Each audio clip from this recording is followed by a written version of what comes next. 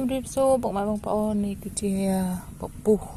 ត្រីខាំចាប្រភេទត្រីខាំសៀមខាំឬក៏គេហៅត្រីម៉បងប្អូន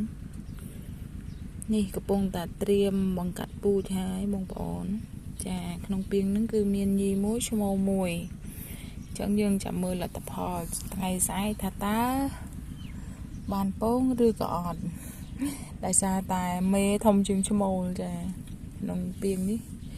ដាក់មេហ្នឹងគុំតែមេហ្នឹងគុំមានធំខ្លាំងមែនតើមេធំជាងឈ្មោលអញ្ចឹងមិនដឹងថាតើ